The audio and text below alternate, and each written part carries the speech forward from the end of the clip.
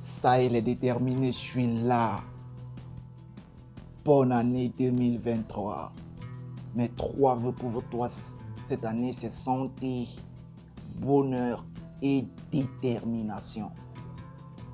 Parce que si tu as ces 3 cadeaux cette année, tu es capable de développer tout le reste. Tu peux sentir mon enthousiasme, tu peux sentir ma bonne humeur. Parce que je suis très déterminé. Aujourd'hui, on va parler simplement du sujet le plus intéressant du monde, l'argent. Que ce soit en euros, en dollars ou en francs CFA ou en naira, c'est la même chose. Tout le monde aime l'argent. Mais savons-nous réellement ce que c'est? Je te conseille de trouver un truc à boire. Parce qu'on va remonter l'histoire.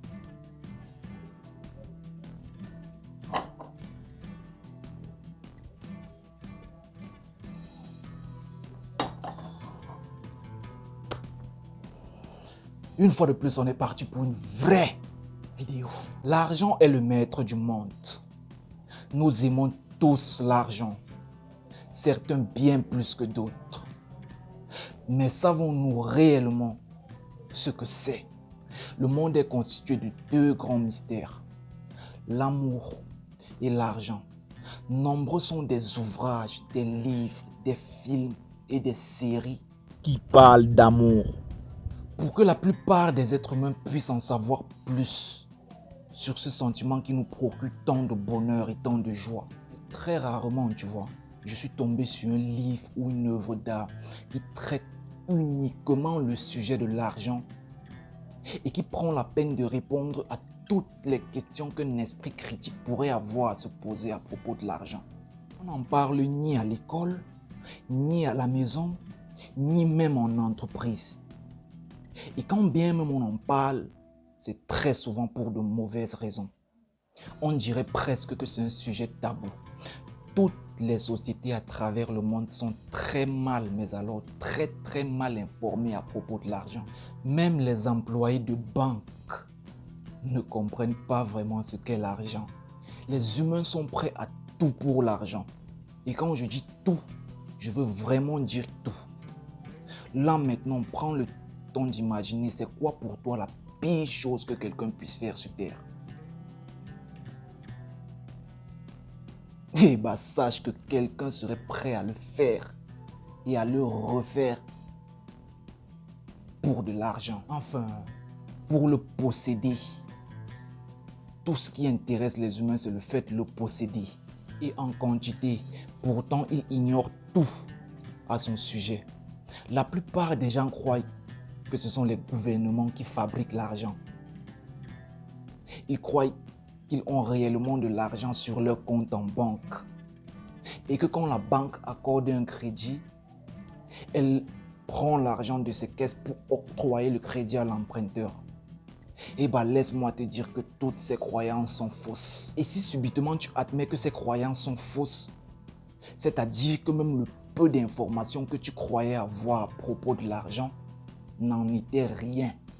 Maintenant, dis-moi, comment comptes-tu faire pour avoir quelque chose à propos duquel tu ignores tout?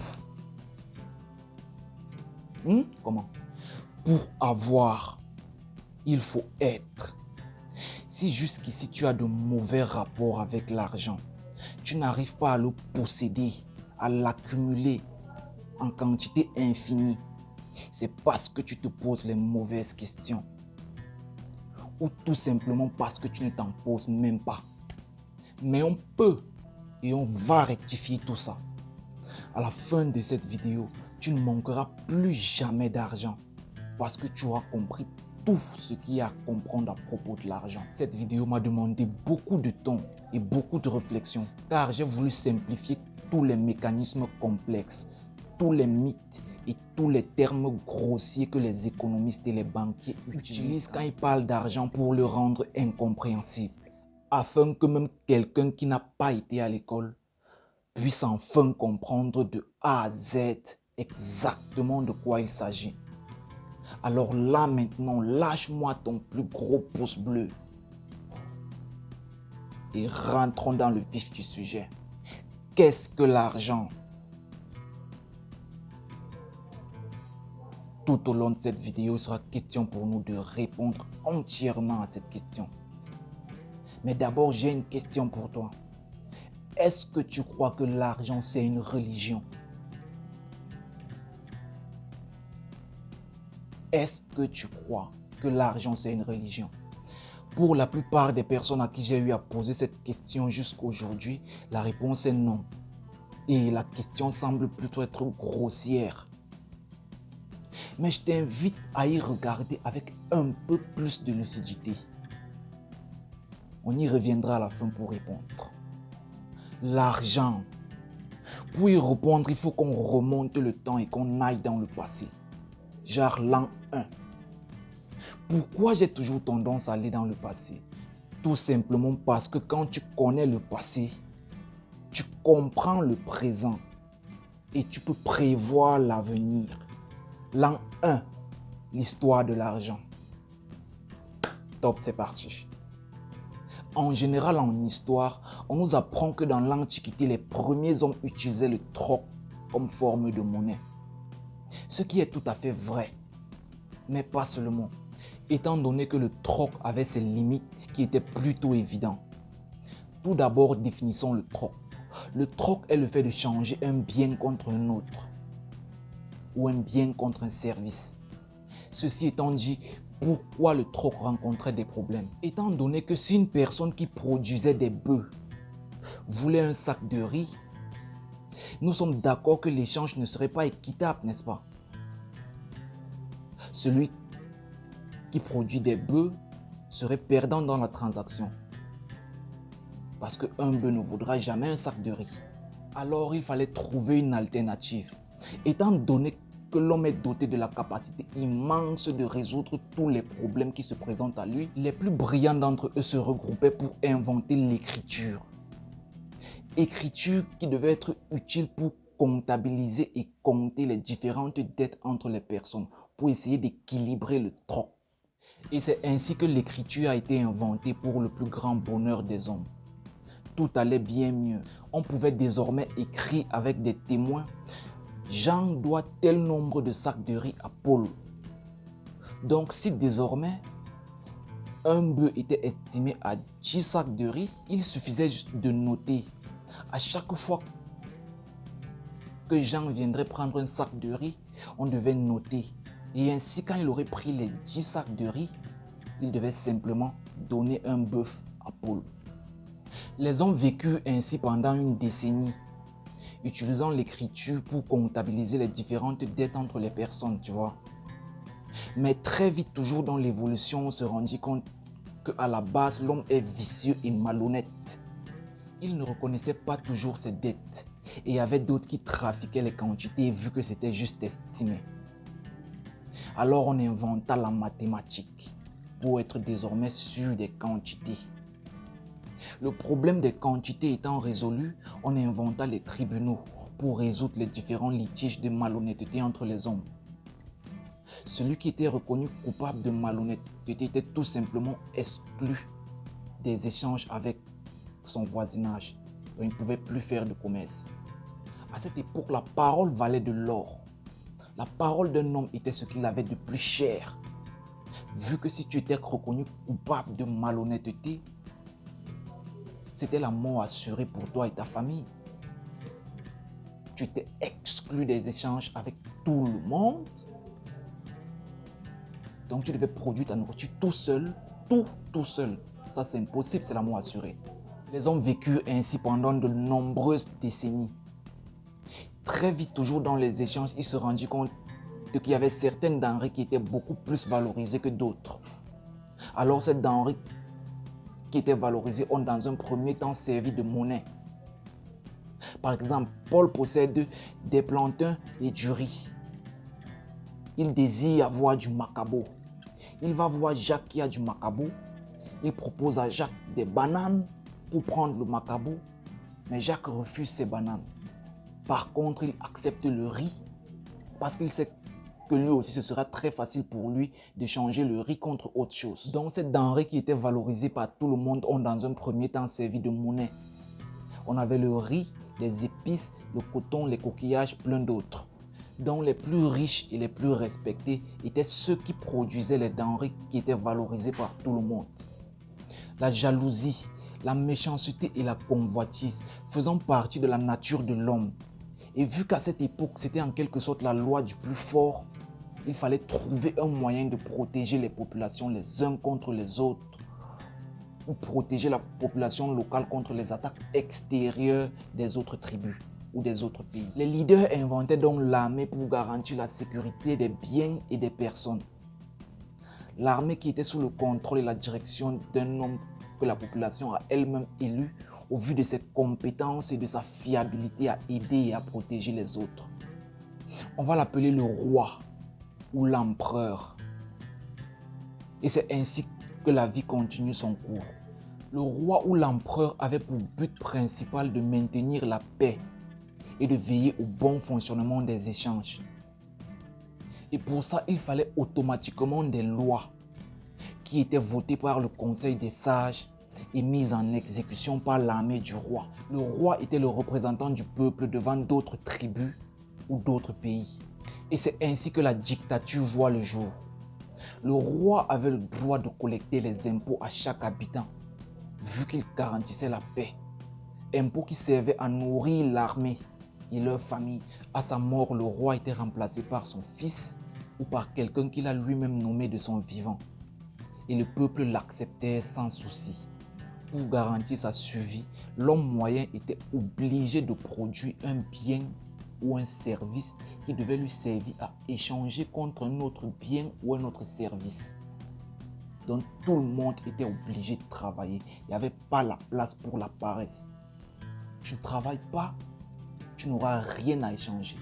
Et tu n'as rien à échanger, ta famille meurt. Il était considéré comme modèle ou comme homme de valeur, celui qui de jour en jour avait prouvé sa capacité à rendre un service au plus grand nombre. On avait donc les guérisseurs, les bâtisseurs, les professeurs, etc.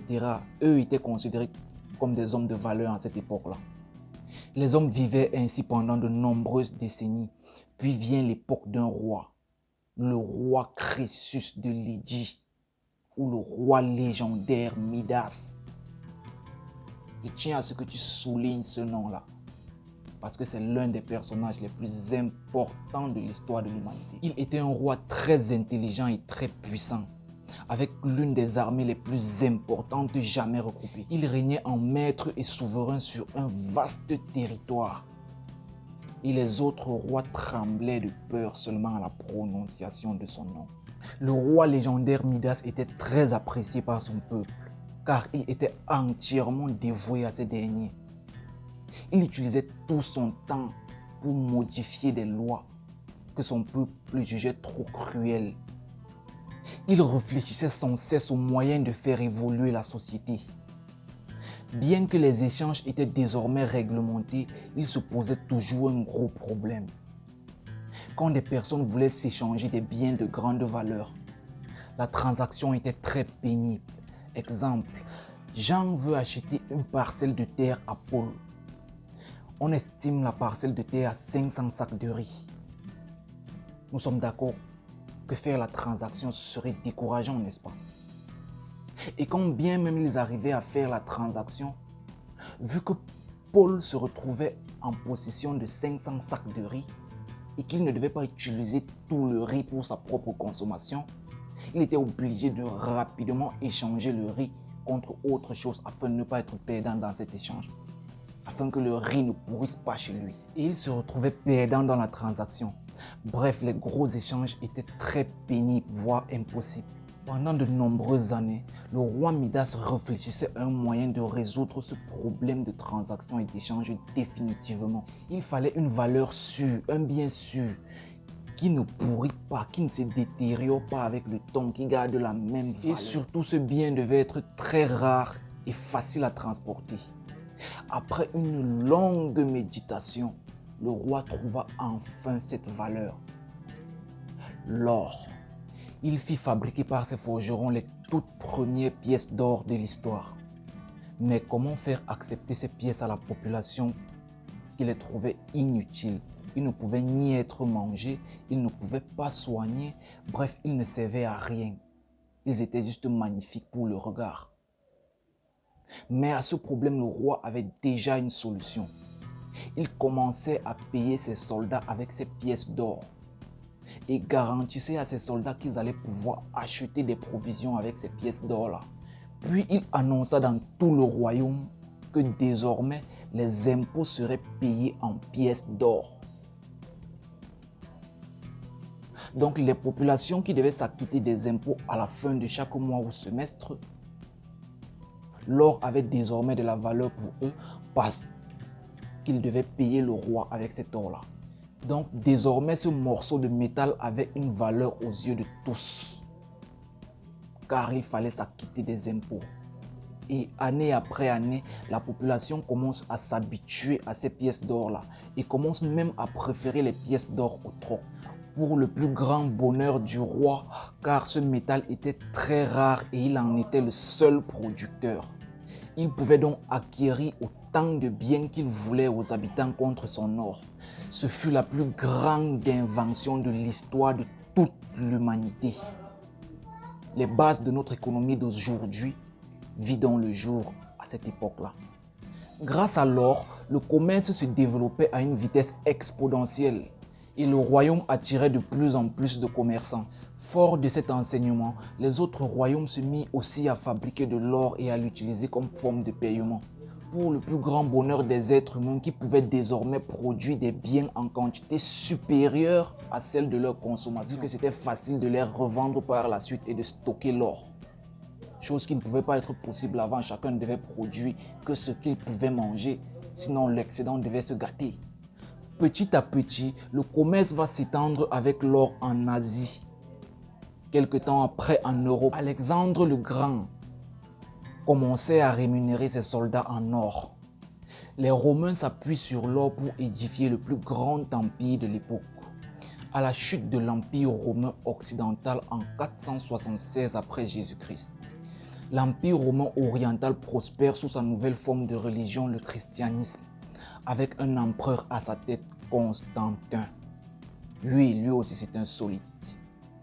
L'empereur Constantin émet une pièce d'or, le Byzance, qui va rester la même pendant 700 ans. La capitale de l'Empire byzantin est Constantinople, plus connue aujourd'hui sous le nom de Istanbul. Elle se situait au carrefour des grandes routes commerciales internationaux. Elle faisait figure d'un point d'intersection idéal entre l'Europe du Nord, la Russie et la Méditerranée. Au Xe siècle, près d'1 million de personnes y vivaient. L'or a tout révolutionné. L'obsession de tout le monde était d'en accumuler au maximum, quitte à maltraiter, à tuer ou à voler l'or de d'autres personnes. Les habitants, conscients donc du risque qu'ils couraient à garder l'or à la maison, allaient voir l'orfèvre qui lui possédait un coffre-fort. Et de plus en plus de personnes avaient besoin du coffre de l'orfèvre pour garder leur or, moyennant une petite rémunération lorsqu'ils venaient le récupérer. Mais là, l'orfèvre se rendit compte d'un drôle de phénomène. Son coffre était toujours plein. Les habitants ne venaient presque jamais récupérer leur or. Et même quand ils le faisaient, ce n'était jamais tous en même temps. Alors il eut une idée ingénieuse. Ce fut l'idée du siècle. Vu que quand une personne venait déposer son or, l'orfèvre lui signait une reconnaissance de dette qui prouvait bien le nombre de pièces qu'il avait gardées dans le coffre chez l'orfèvre. Il mit donc son idée en exécution par amour du gain. Le principe était simple. Vu qu'il possédait tout l'or des habitants, il pouvait tout simplement prêter une partie de cet or-là aux habitants qui n'en possédaient pas. Lors du remboursement, il devait rembourser avec intérêt. Il n'avait qu'à remettre l'or qu'il avait pris pour prêter et puis garder les intérêts pour lui. Est-ce que tu vois le truc? Fort de cet enseignement, l'orfèvre cessa toute activité et se consacra uniquement sur son idée du siècle, c'est-à-dire prêter de l'argent aux gens. Vu que ça payait très bien, il le fait pendant de nombreuses années. Sa fortune augmentait drastiquement. Après tout, tant que personne n'était au courant de la magouille, tout allait bien. Mais comme les hommes aiment l'opulence et l'estime de soi, ils se mirent donc à pavaner sa fortune aux yeux de tous. Les gens se mirent donc à se poser des questions, se demandant comment il fait pour être aussi riche en si peu de temps. Ils se mirent donc à soupçonner l'orfèvre d'utiliser leur or pour ses propres besoins. Ils se rendirent tous chez l'orfèvre pour récupérer leur or. Et là, leur soupçon s'avérait être réel. Le nombre de reconnaissances de dettes signées par l'orfèvre était bien supérieur au montant qu'il possédait dans ses caisses. Sans le savoir, celui-ci avait involontairement inventé les billets. Vu que certaines personnes ne prenaient même plus la peine d'aller d'abord chez l'orfèvre récupérer leur or avant de venir faire la transaction, ils s'échangeaient directement les reconnaissances de dette. Vu que la signature de l'orfèvre avait une très grande valeur aux yeux de tous. Pris sur le fait, dans l'incapacité de rembourser l'or des populations, l'orfèvre fut condamné à mort pour escroquerie. Pour sa défense, il expliquait au roi, certes sa pratique a été malhonnête, mais elle a permis au royaume de se développer plus vite. Comment ça? Le fait de prêter de l'or des personnes qui en possédaient à des personnes qui n'en possédaient pas faisait en sorte que les personnes qui n'en possédaient pas avaient désormais les moyens de produire quelque chose. Ce qui fait qu'en venant rembourser le crédit, il leur restait encore quand même quelque chose qu'ils avaient produit. Donc l'économie allait bien plus vite. Les plus riches sans le savoir venaient en aide aux plus pauvres. Et c'était équilibré. Et c'est le royaume qui en profitait vu que bien plus d'activités voyaient le jour. Et les impôts étaient collectés sur ces activités. Activités qui développaient le royaume à une grande vitesse. Fort de cet enseignement, le roi se rendit compte que bien que cette magouille soit malhonnête à la base, est absolument nécessaire pour développer un royaume. Alors il décida d'ouvrir une institution royale qui reprenait entièrement les principes de l'orfèvre. Avec cette fois une réglementation. Pour une pièce d'or dans les caisses, l'établissement pouvait en octroyer 10 de crédit. Et chaque année, une équipe était chargée de vérifier si les caisses de l'institution possédaient bien les montants qui étaient convenus. Et s'il y avait manquant, de toute façon, c'était garanti par le roi lui-même. Et voilà comment les premières bases de notre système bancaire d'aujourd'hui vu le jour à cette époque-là. Avec ainsi bien d'autres métiers liés directement au système bancaire. Vu la rapidité du développement avec ce système, bien d'autres royaumes se mirent donc à copier ce modèle économique. Car il avait fait ses preuves. Ce nouveau modèle économique permit de développer plusieurs villes, dont une, Venise. Venise, qui faisait fortune dans le commerce et la construction des navires pour l'exploration et la conquête des nouveaux territoires. Cette ville était dirigée par Dandolo. Dandolo voit la ville de Constantinople comme une rivale et la prend pour pire ennemi. Alors avec son armée et ses navires en l'an 12104, ils attaquent Constantinople. Après un grand massacre, Constantinople tomba et vit ses réserves d'or pillées par les Vénitiens. Ce fut la toute première guerre de l'histoire menée par les hommes dans le seul but de voler de l'or. Un métal qui avait une très grande puissance et celui qui le possédait pouvait marcher sur les autres sans difficulté. Alors, content de sa nouvelle victoire, Dandolo fut fabriquer une nouvelle pièce, le ducat vénitien. Celle-ci va rester en vigueur pendant 4 siècles. Au début du XVIIIe siècle, l'or était ainsi répandu dans tout le monde entier. Les États-Unis gagnaient ainsi en puissance après l'union d'une cinquantaine d'États pour former un seul et même pays, les États-Unis d'Amérique. Fort de cette nouvelle puissance, les banques des États-Unis émettent les premiers billets qui étaient garantis et remboursables par de l'or. C'est-à-dire les populations allaient déposer leur or en banque et récupérer des billets de banque qu'ils pouvaient aller utiliser pour faire leurs achats entre eux et ensuite ramener les billets de banque pour récupérer leur or.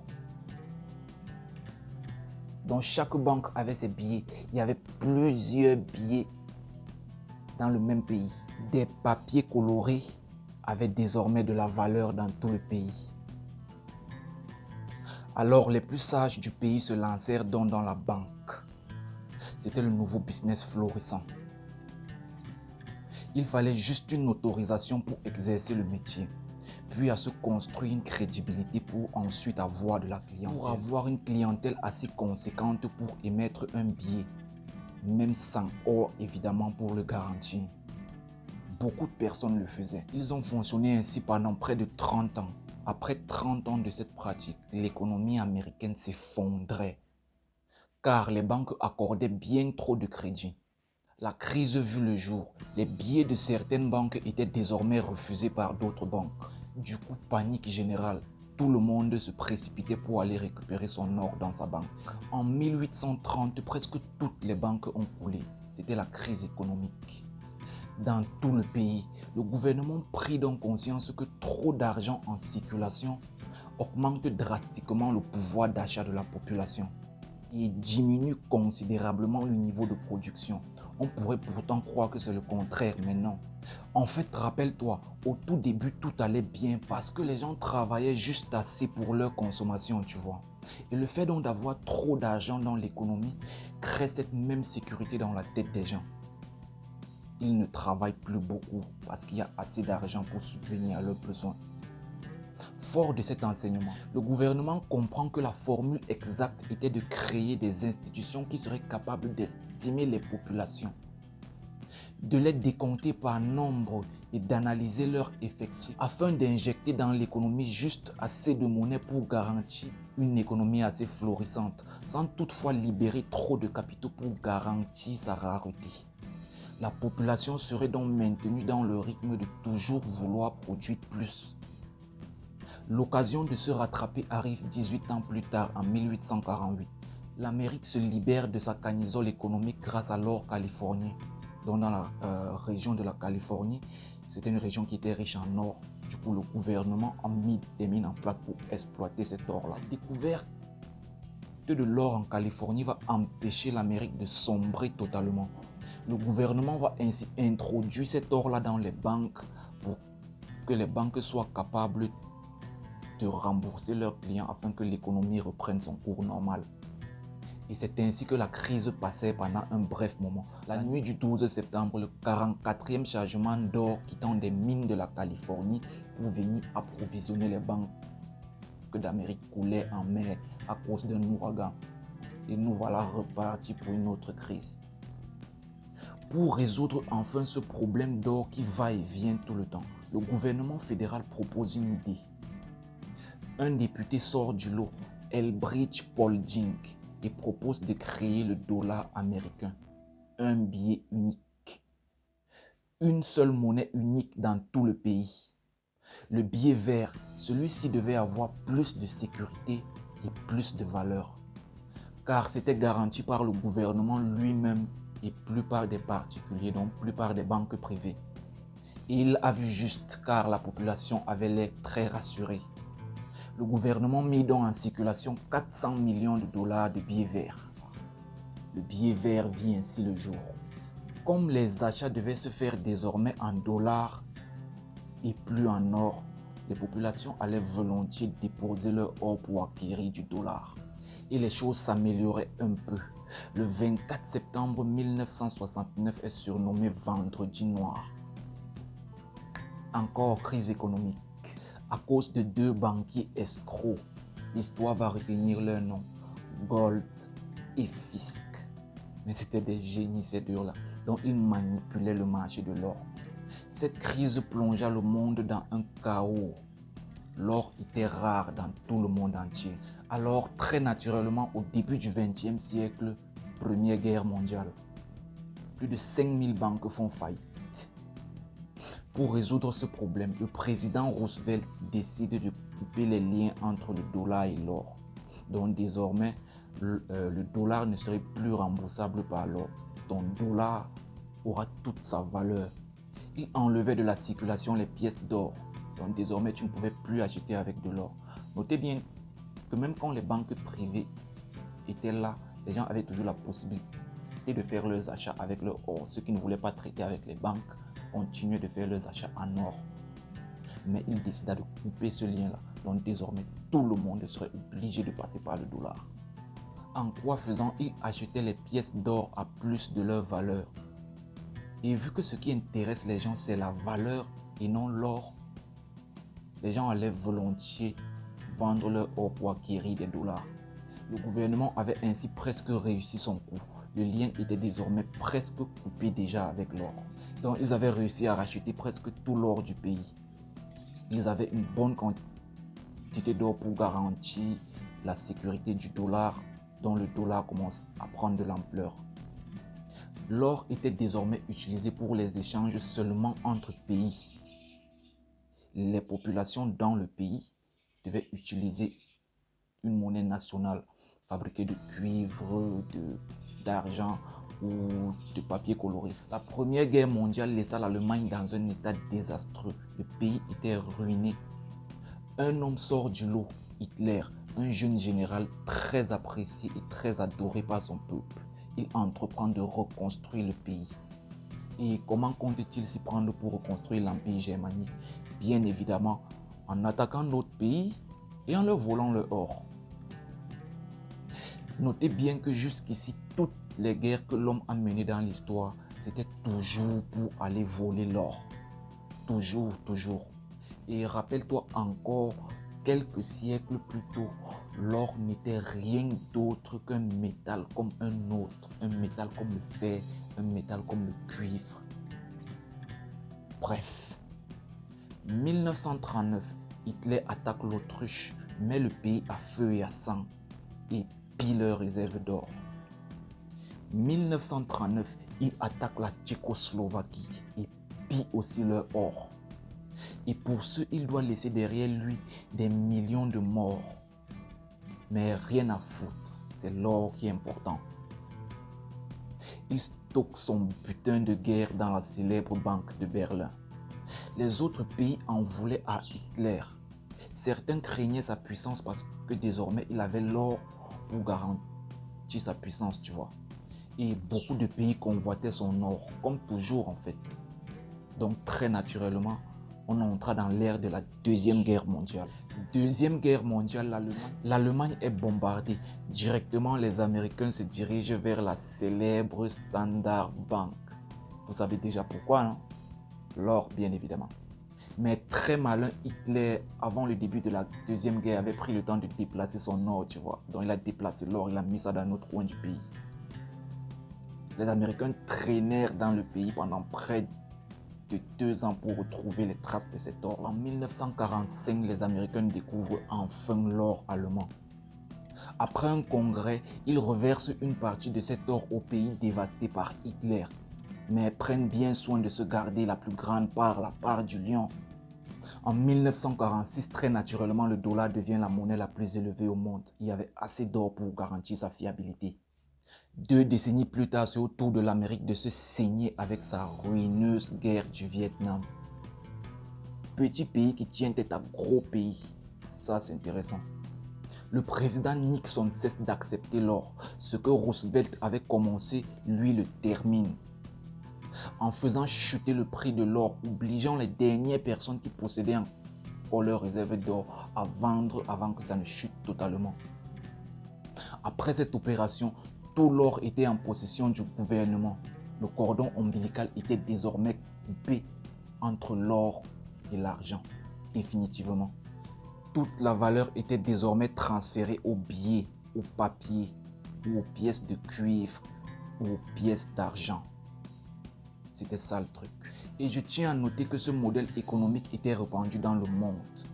Donc il suffisait qu'un pays fasse une évolution sur la monnaie pour que les autres pays suivent. Et comme c'était les Américains qui faisaient les premières évolutions sur la monnaie, c'est pour ça que je vous ai parlé des Américains seulement. Mais dans tout le monde entier, c'était presque pareil. Si le monde a utilisé l'or comme monnaie pendant près de 2000 ans, le papier n'est resté en vigueur que pendant 200 ans. Bien évidemment, l'ère du papier est presque révolue. Les plus malins l'ont déjà constaté. Nous sommes plutôt en train d'entrer dans l'ère digitale, l'argent électronique. Le saviez-vous? L'argent que vous avez sur votre compte a été créé par des banques commerciales privées, telles que Afriland First Bank, Société Générale Cameroun, BISEC, SCB Cameroun et bien d'autres. Près de 95% de la monnaie qui circule de compte en compte grâce aux moyens de paiement comme les virements bancaires, les cartes de crédit, les chèques, est de la monnaie électronique créée et gérée par la banque commerciale. On appelle cette monnaie la monnaie scripturale car elle n'est concrètement qu'une écriture dans la comptabilité d'une banque. Les billets et les pièces fabriquées par l'État ne représentent que 5% de la monnaie en circulation dans un pays. Quand vous allez voir une banque pour qu'elle vous accorde un crédit, en réalité, celle-ci ne prend pas l'argent de ses clients pour vous le donner. Elle crée la monnaie à partir de rien. Ce sont des chiffres dans des ordinateurs, pas des billets de banque. Quasiment toute la monnaie en circulation dans le monde a été créée par le crédit. On appelle cela la création monétaire ex nihilo, c'est-à-dire à partir de rien. Les banques ont le privilège de la monétisation. Elles ont le droit de créer de la monnaie en contrepartie d'une reconnaissance de dette. Et ces chiffres créés par des banques commerciales privées représentent 95% de la monnaie en circulation dans le monde. Et quand vous remboursez votre crédit, la banque détruit la monnaie que vous lui versez. Elle fait disparaître des chiffres. Oui, les banques détruisent beaucoup de monnaies. Et heureusement qu'ils le font. La monnaie créée par le crédit est détruite lors du remboursement. Sans quoi il y aurait trop de monnaie dans l'économie provoquant une hyperinflation. Mais puisque la monnaie est créée par le crédit, et qu'elle est détruite lors du remboursement de crédit, alors on comprend que la monnaie en circulation dans le monde est égale à tout ce que les emprunteurs ont encore à rembourser. En d'autres termes, si toutes les dettes étaient remboursées, il n'y aurait plus de monnaie, ni en liquide, ni en monnaie scripturale. Toute la monnaie disparaîtrait par destruction monétaire lors du remboursement des crédits. Pour se rappeler de ce mécanisme, il suffit de mémoriser cette phrase. Ce sont les crédits qui font les dépôts et non les dépôts qui font les crédits. Et ce sont les remboursements des crédits qui font disparaître les dépôts. Les banques demandent à chaque emprunteur de rembourser la somme créée à partir de rien appelée capital, plus des intérêts qui eux n'ont pas été créés. Quand vous payez les intérêts d'un crédit, la banque emploie cette monnaie pour ses propres dépenses. Payer ses employés et ses actionnaires, c'est comme ça qu'elle s'enrichit en fait. Il est impossible de diminuer considérablement le nombre de crédits accordés dans le monde sans manquer de monnaie. Le crédit augmente la quantité de monnaie disponible dans l'économie. Et à l'inverse, le remboursement diminue la monnaie disponible dans l'économie. Moins il y a de crédits accordés par les banques, plus la monnaie est rare. Plus les particuliers et les entreprises ont du mal à en capter pour vivre et pour rembourser leur crédit. Ainsi, la seule solution pour rembourser leur crédit et disposer d'assez de monnaie pour l'économie est toujours de faire plus de crédit. C'est pour ça qu'il faut sans cesse consommer, fabriquer toujours beaucoup plus d'immobilier, beaucoup plus de voitures, beaucoup plus de routes, beaucoup plus de télévision, de sorte à maintenir la demande de crédit en constante augmentation. C'est aussi pour cela que sans croissance, la monnaie disparaît. La croissance est une nécessité absolue de notre système monétaire. Sans croissance, il se fait moins de crédit et la pauvreté s'installe. Par manque de monnaie, l'ensemble de l'humanité est obligé de produire beaucoup plus de richesses, quitte à détruire la planète. C'est une forme d'esclavage par la dette. Sans cette obligation, probablement que les humains préféraient faire autre chose que d'être dans une course sans fin pour produire et consommer toujours. Car grâce aux intérêts sur la dette, la finance s'est assurée d'avoir les moyens de ponctionner une partie des richesses que les agents non bancaires sont obligés de produire pour rembourser leurs dettes. Les banques ne créent pas la monnaie en fonction de l'augmentation de la population ou de leurs besoins. Ça non, jamais. Elles créent la monnaie uniquement en fonction des opportunités qu'elles ont de s'enrichir. Les intérêts permettent aux banques et à leurs actionnaires d'acheter des usines, des biens privés, des biens de nature. Le bien-être et l'équité sociale ne les intéressent pas, car ce ne sont pas des richesses qu'on peut acquérir grâce à la création monétaire. À l'origine, la création monétaire était destinée aux souverains ou aux États en fonction des besoins de leur population. Aujourd'hui, les souverains, ce sont les banques. Notre monnaie s'appelle franc, euro, dollar. Mais contrairement à ce qu'on pourrait croire, ce ne sont pas les États qui créent la monnaie disponible dans l'économie. Ce sont bien les banques commerciales qui ont privatisé la création monétaire de telle sorte de taxer des intérêts sur toute l'activité économique mondiale. Les banques sont donc les véritables souverains et nous sommes donc particuliers, entreprises et États, leurs fidèles serviteurs. Nous avons laissé notre sort entre leurs mains et ils en font ce qu'ils veulent. Ne me demande pas comment nous sommes arrivés là, c'est simple. Le monde est passé de la dictature à la démocratie. Le peuple doit lui-même choisir son dirigeant et nous sommes d'accord que pour gagner une élection, il faut une bonne campagne politique. Et pour une bonne campagne politique, il faut un financement. Et vers qui croyez-vous que le candidat va se tourner pour avoir ce financement de sa campagne? Bien évidemment, les banques. Les banques qui vont financer cette campagne-là et en retour, on va continuer de voter des lois qui leur permettent toujours d'être plus puissants. Alors, au vu de tout ce qu'on vient d'en parler, je vais te reposer la question. Est-ce que tu crois que l'argent, c'est une religion? Je ne sais pas si tu arrives à reconstituer le puzzle avec toutes les informations que je viens de te donner, mais je vais t'aider à y voir plus clair. Bien évidemment que oui, l'argent, c'est une religion. Je dirais même que c'est la toute première religion de l'homme.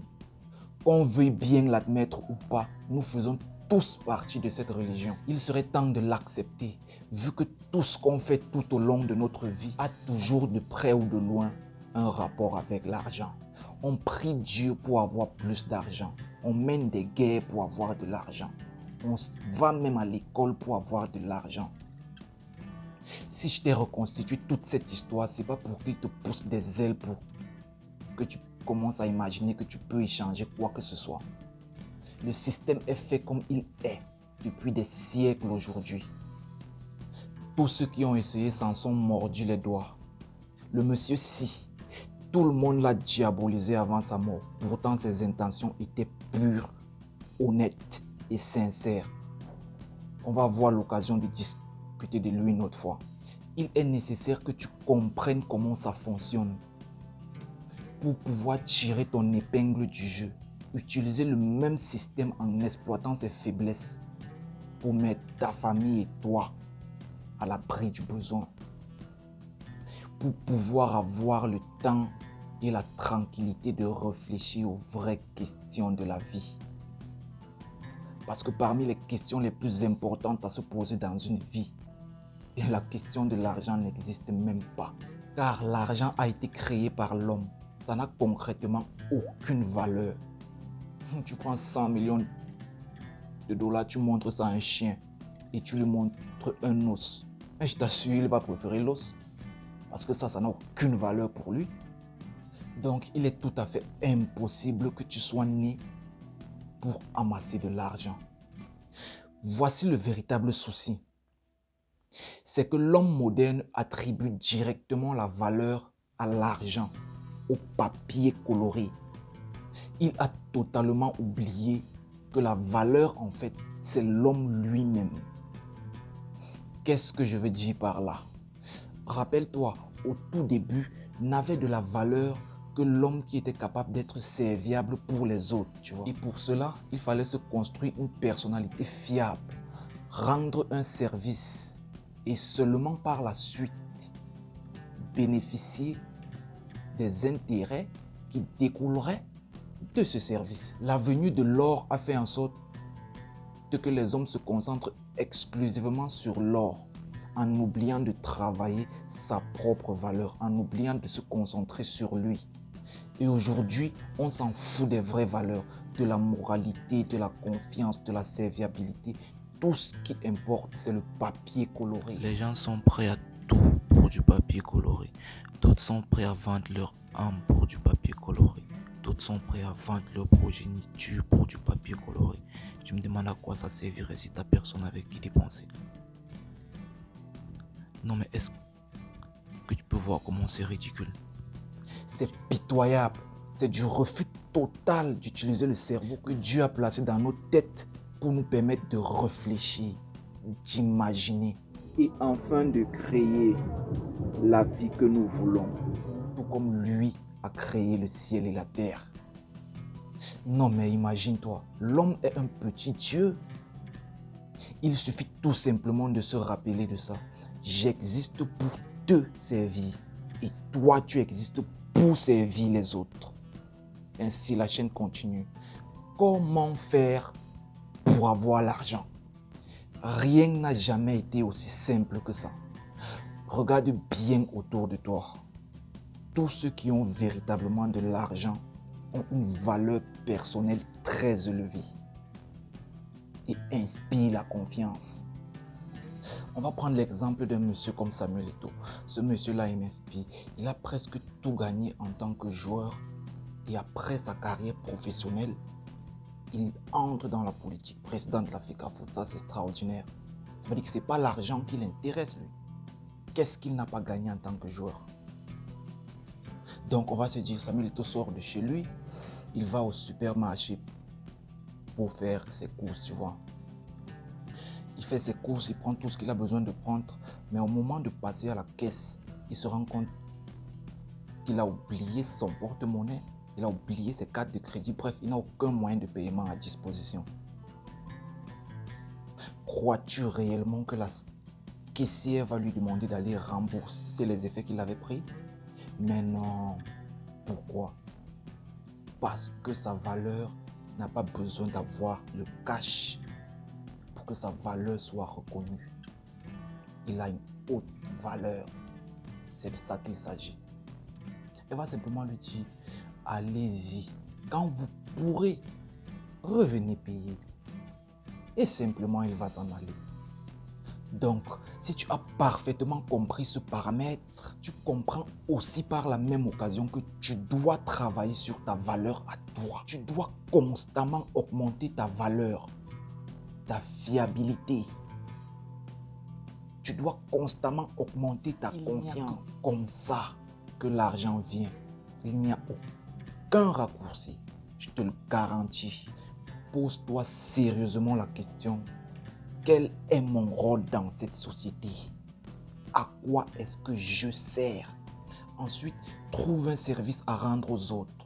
Service dans lequel tu tires une certaine satisfaction. Donne le sentiment d'exister. Donne le meilleur de toi dans ce service.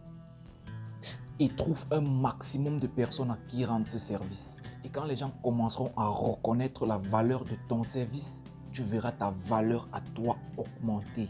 Et très naturellement, l'argent suivra. Maintenant, la quantité d'argent que tu te feras dépendra de l'importance du service que tu auras décidé de rendre et de la façon dont tu le rendras. Si les gens trouvent ton service utile, ils seront prêts à te payer très cher. Le nombre d'argent que possède une personne est toujours proportionnellement égal à la valeur que la société lui attribue. Regarde par exemple Kanye West, l'ex de Kim Kardashian. Le génie incompris par sa communauté, le créateur de Yeezy, l'un des plus grands rappeurs du 21e siècle, avait il y a encore quelques mois une fortune estimée à 2 milliards de dollars. Mais à cause de ses propos jugés antisémites, il a tout perdu en une soirée. Son contrat avec Adidas, perdu. Son contrat avec Balenciaga, perdu. Et bien d'autres contrats bannis sur Twitter et Instagram, complètement muselés de partout. En une soirée, il quitte de 2 milliards à 400 millions de dollars. Où sont passés les 1,6 milliard d'après toi? Envolé, envolé. Pourquoi envolé? Parce que ses propos antisémites ont diminué sa valeur personnelle, tu vois. Et en une soirée, l'argent aussi a diminué. Comme quoi la valeur, c'est ta personne et non l'argent. Si tu as une crédibilité, si tu as une valeur, tu trouveras toujours des banques qui seront prêtes à financer tes projets, à condition que ce soit utile pour d'autres personnes. Ne soyez pas amoureux de l'argent. Soyez amoureux de la valeur. Soyez amoureux du service. Soyez amoureux de l'ambition. Soyez amoureux des objectifs. Soyez amoureux de la vision. Et seulement après, l'argent viendra.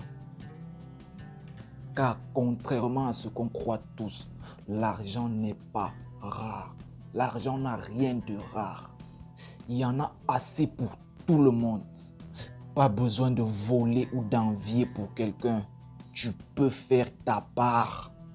Ça y est, on arrive à thème de cette vidéo. J'espère que tu as kiffé, que tu as bien compris que l'argent c'est un moyen et non une fin. Chose promise, chose due. J'espère avoir réussi à démystifier tous les complexes que tu avais à propos de l'argent. Et que désormais tu pourras en faire autant que tu veux. Pour ma part, ça m'a pris beaucoup de temps et d'énergie pour te préparer cette vidéo. Écriture, tournage, montage, ça représente beaucoup d'heures de travail. Mais je le fais avec un immense plaisir. Car je sais que nous avons tous besoin d'apprendre les uns des autres. L'un de mes objectifs sur cette chaîne Détermination Grind Mode de vie en 2023 est d'atteindre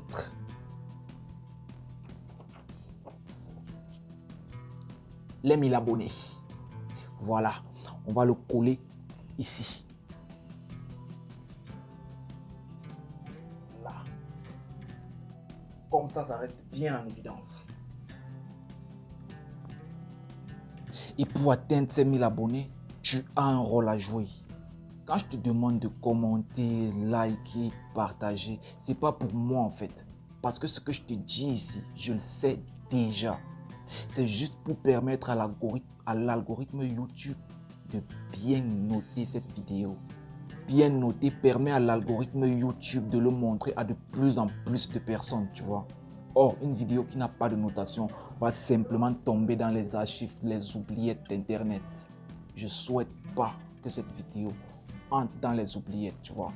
Donc, tu mets un pouce bleu, tu t'abonnes et tu partages. J'ai trop de projets pour cette chaîne. Dès qu'on atteint les 500 abonnés, on va commencer les lives.